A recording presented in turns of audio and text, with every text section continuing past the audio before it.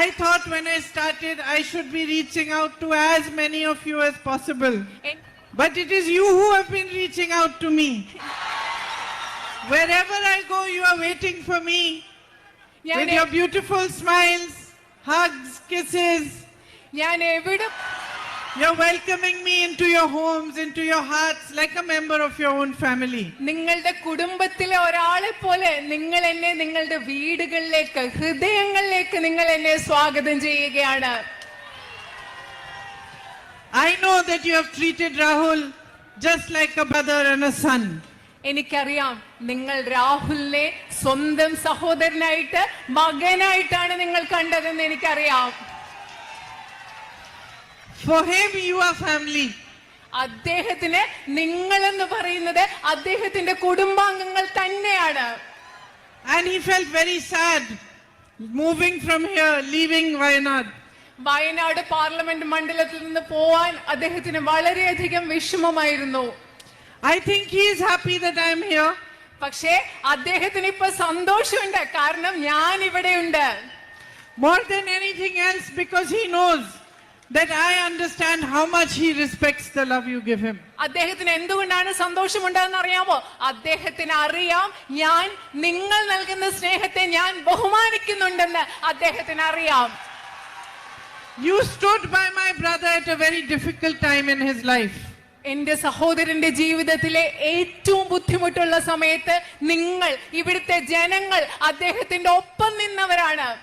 When the whole world was turning their backs on him, it was you, my sisters and brothers, who gave him the courage, who gave him the strength to walk from Kanyakumari to Kashmir in the name of love and unity and peace.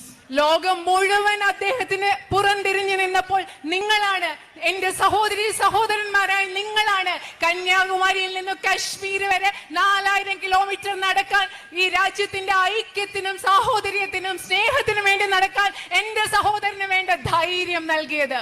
It is very difficult for anybody, no matter how courageous they are, no matter how strong they are, to face the kind of attack that was mounted on my brother for the last 10 years.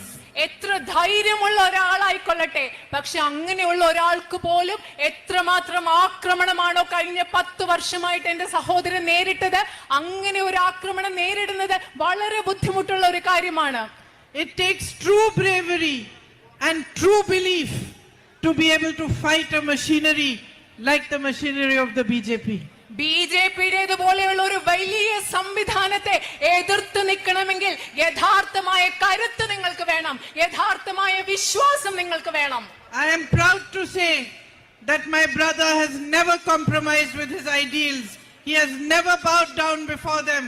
He has fought hard, even if he had to fight alone against their policies and for the constitution of our nation, for India.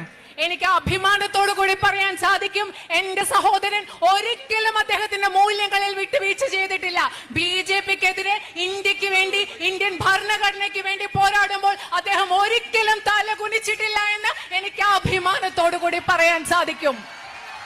And I am deeply honored and privileged to stand here before you today, because without your love and support, he could not have continued to fight this battle. ഇന്ന് നിങ്ങളുടെ മുമ്പിൽ നിൽക്കുമ്പോൾ എനിക്ക് വളരെയധികം അഭിമാനമുണ്ട്. ഞാൻ അതിനെ ഒരു ഭാഗ്യമായിട്ട് കരുതുന്നു. കാരണം നിങ്ങളുടെ പിന്തുണയില്ലാതെ അദ്ദേഹത്തിന്, എന്റെ സഹോദരൻ ഒരിക്കലും അദ്ദേഹത്തിന്റെ പോരാട്ടം തുടരാൻ. You have a rich and powerful history of fighting for what is right. എന്താണോ ശരി അതിനുവേണ്ടി പോരാടുന്ന സമ്പന്നമായ ശക്തമായ ഒരു ചരിത്രം നിങ്ങൾക്കുണ്ട്. Your ancestors fought for the freedom of India. നിങ്ങളുടെ പൂർവ്വ പിതാമഹന്മാർ ഈ രാജ്യത്തിന്റെ സ്വാതന്ത്ര്യത്തിന് വേണ്ടി പോരാടിയവരാണ്. When you saw my brother's fight, you understood that he is fighting for you. He is fighting for the truth, and you stood by him.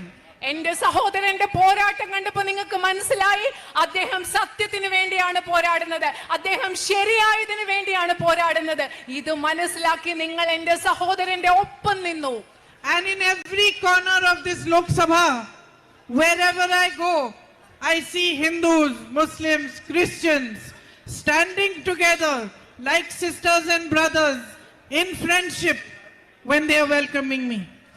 നിങ്ങൾക്കറിയാമോ, ഈ parliament മണ്ഡലത്തിന്റെ ഏത് മുക്കിലും മൂലയിലും ഞാൻ പോയാലും ഞാൻ അവിടെ കാണുന്നത് ഹിന്ദുക്കളും ക്രിസ്ത്യാനികളും മുസ്ലിങ്ങളും സഹോദരരെ പോലെ സഹോദരന്മാരെ പോലെ ഒരുമിച്ച് നിന്നുകൊണ്ട് എന്നെ സ്വാഗതം ചെയ്യുന്നതാണ് ഞാൻ കാണുന്നത്. You should be very, very proud of yourselves today. ഇന്നത്തെ ദിവസം ഇന്ന് നിങ്ങളെ കുറിച്ച് നിങ്ങൾ ഓരോരുത്തർക്കും അഭിമാനം ഉണ്ടാവണം. Because the politics of Narendra Modi ji and the BJP has been a politics that has tried to spread division amongst people. കാരണം നരേന്ദ്രമോദിയുടെയും BJPയുടെയും രാഷ്ട്രീയം എന്ന് പറയുന്നത് ജനങ്ങളുടെ ഇടയിൽ വിഭാഗീയത ഭിന്നിപ്പുണ്ടാക്കുന്ന രാഷ്ട്രീയമാണ്. All across our nation, they have tried their best to spread mistrust, fear, anger amongst communities.